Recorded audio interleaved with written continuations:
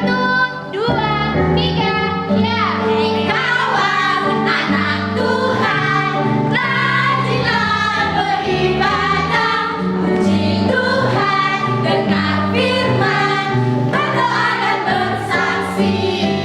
Nah, adik-adik, saatnya kita mau beribadah. Mari duduk yang rapi, lipat tangannya, kita mau memuji Tuhan. Mari adik-adik, kita angkat pujian kepada Tuhan. Bapa, Engkau sembah.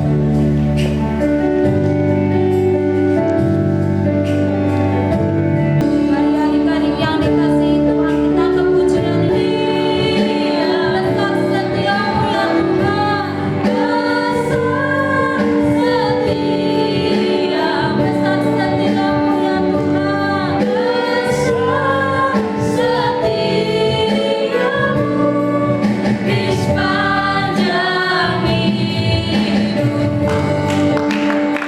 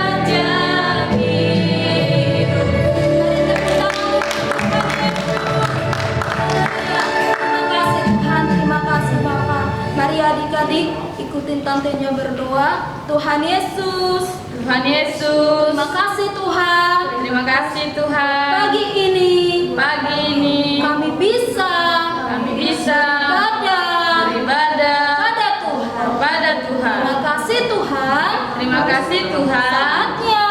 Saatnya kami mau lebih lagi sukacita memuji Tuhan. Sama-sama kita katakan Amin.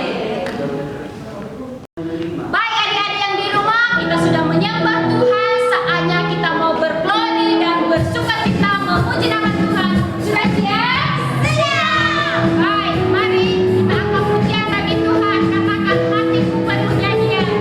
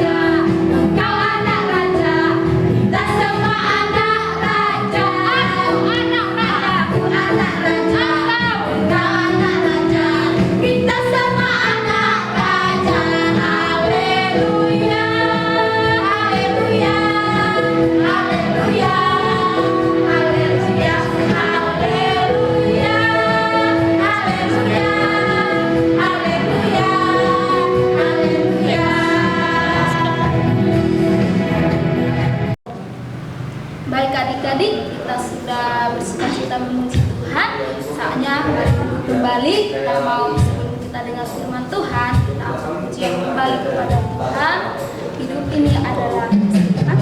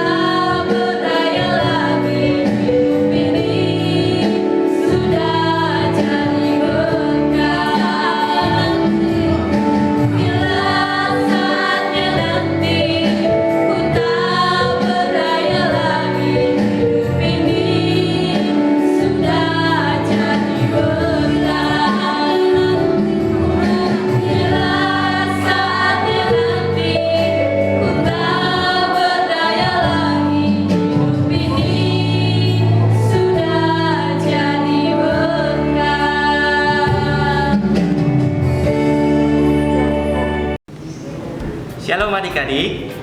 Tadi kita sudah memuji Tuhan, menyembah Tuhan. Saatnya kita mau mendengarkan firman Tuhan. Jadi adik-adik semuanya yang ada di rumah, siapkan semua Alkitabnya. Yuk, ambil Alkitabnya. Jadi semuanya harus punya Alkitab. Udah di rumah masing-masing harus ada Alkitab. Sudah? Kita akan mendengarkan firman Tuhan. Tapi sebelum itu Om Fernandes mau ajak kita semua berdoa dulu sebelum kita mendengarkan firman Tuhan. Mari semua tutup matanya, lipat tangannya, kita berdoa.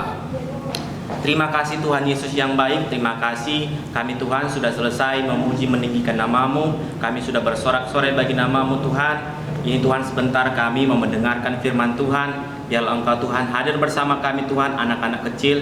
Biarlah kami Tuhan mengerti Tuhan apa yang disampaikan oleh Om kami Bapak. Terima kasih Tuhan, terima kasih. Kami siap mendengarkan firman-Mu dalam nama Yesus. Sama-sama kita katakan amin. Ya, Om hari ini mau cerita tentang seseorang yang tercatat di Alkitab itu. Dia satu-satunya orang tercatat bahwa tubuhnya pendek. Siapa yang tahu? Siapa orangnya? Ayo, pasti udah tahu dong siapa namanya.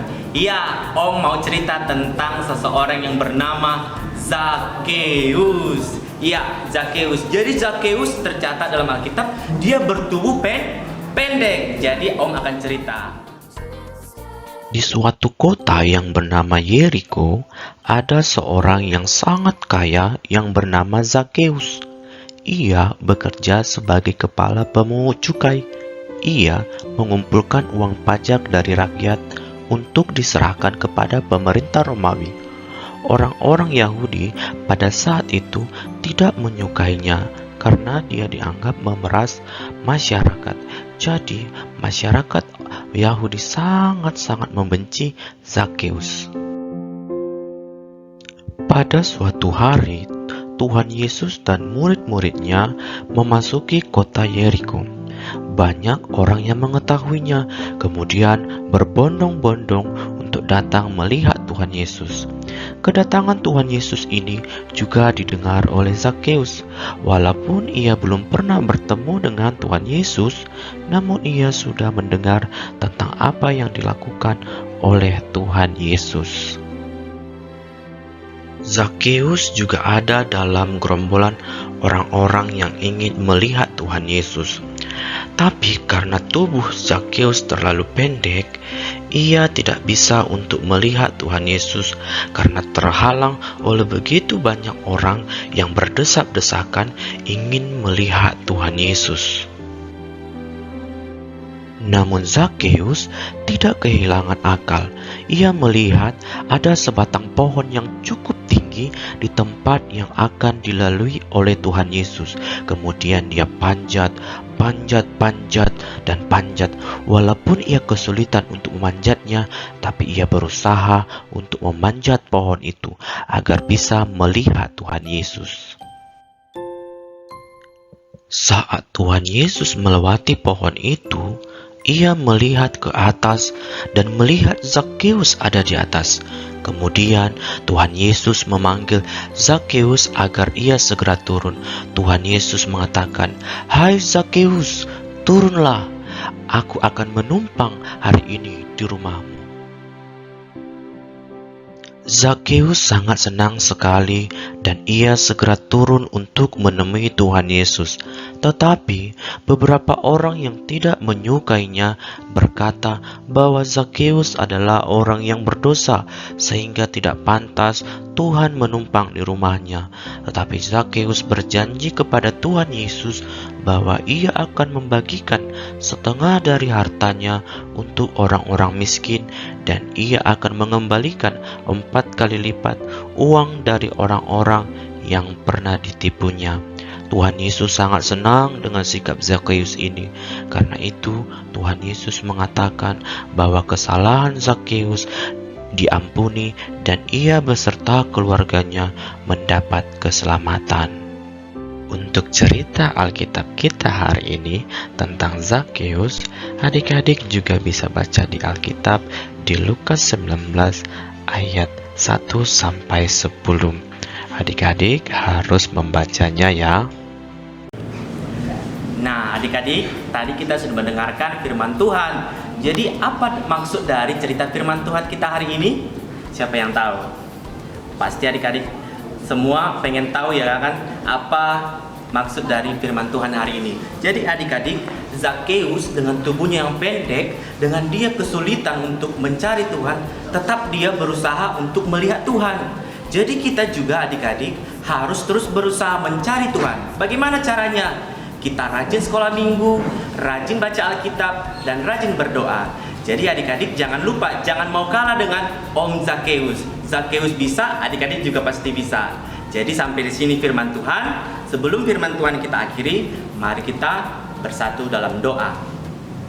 Terima kasih Tuhan Yesus yang baik, terima kasih Bapa, kami sudah mendengarkan firman Tuhan hari ini. Tuhan Yesus, kami mau mencari wajah-Mu Tuhan. Kami Tuhan Yesus mau Tuhan merasakan bagaimana Tuhan hidup bersama-Mu ya Bapa yang baik. Tuhan, kami mau Tuhan terus Engkau Tuhan tolong, Tuhan lindungi kami ya Bapa. Terima kasih Tuhan Yesus yang baik. Biarlah firman Tuhan yang kami dengarkan hari ini Tuhan menjadi pelita bagi kaki kami dan terang bagi jalan kami Bapa. Terima kasih. Haleluya. Amin. Halo adik-adik, kita mau nyanyi Zakheus. Siap-siap ya, ikuti Om dan tantenya. Zakheus, orang pendek, kecil betul dia.